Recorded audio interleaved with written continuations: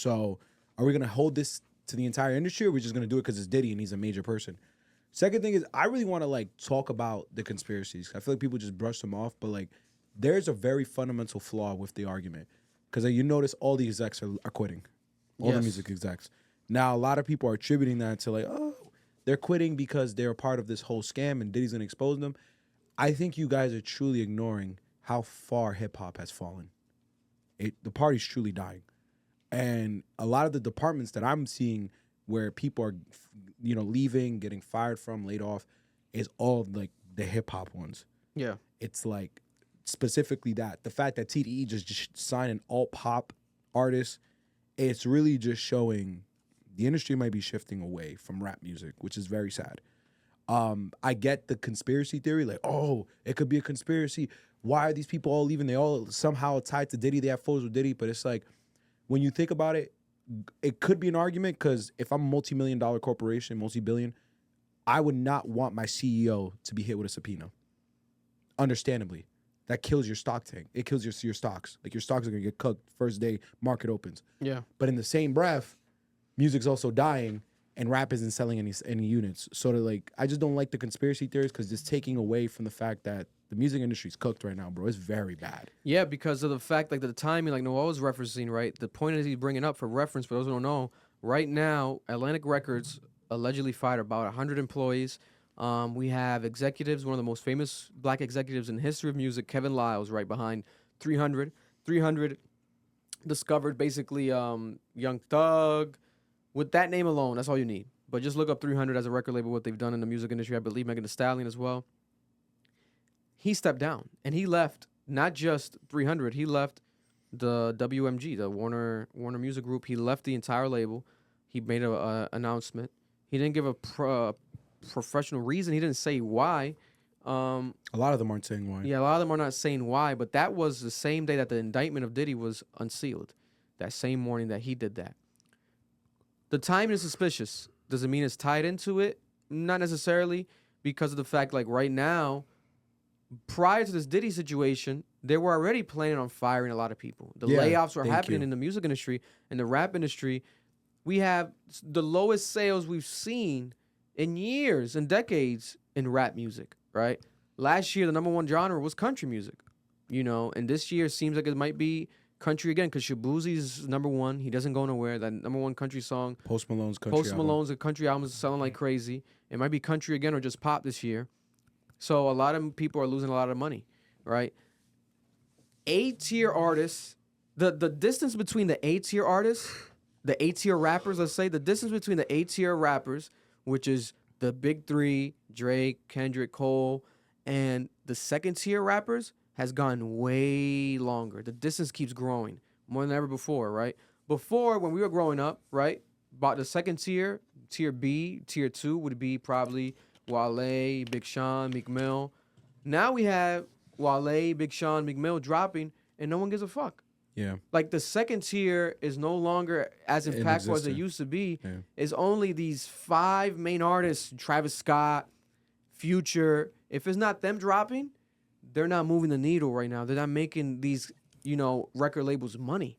So now we got artists getting creative. The bundle packs are coming back. We got today, Playboi Carti announced a new bundle. Again, now he's dropping the all red hat. No, he's not. Yeah, Marlon already bought 3 all red hats. Marlon's going to be coming in the studio with the all red hats. Make sure to give me one. Make sure to...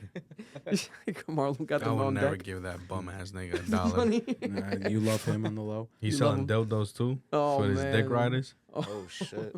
This nigga's crazy. But you know you what want that one? I'll take that one. Oh, just make sure you clean it after you use it. Oh, shit. That's a good one. Yeah, I'll give you that one, bitch. You know what's interesting, bro? He's done with the baby oil. I am. I got it ready. You know what people have been talking about either? What happened? The fact that Diddy getting arrested affects the industry. You think they're going to have parties? You think people are going to link up? Niggas don't talk about the impact of networking. Yeah. Especially in music.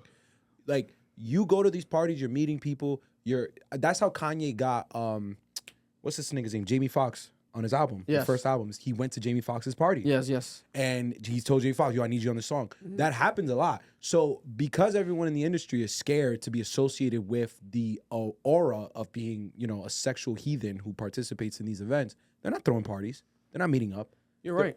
It's going to affect the industry. Bro, party You're right. doesn't necessarily mean it's gonna be a fucking freak off though.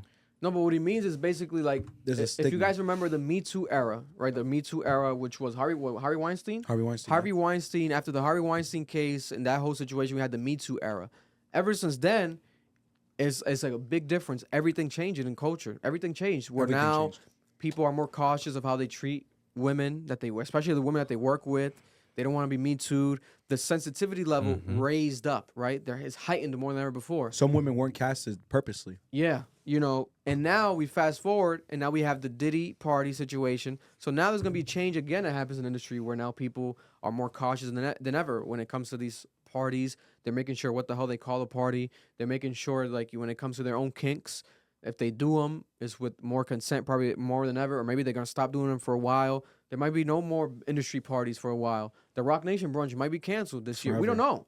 It's gonna be situations like that. It was canceled, wasn't it canceled It already was last canceled year? last year after he got arrested. After the Diddy situation as well. So the Rock Nation brunch probably gonna get canceled again.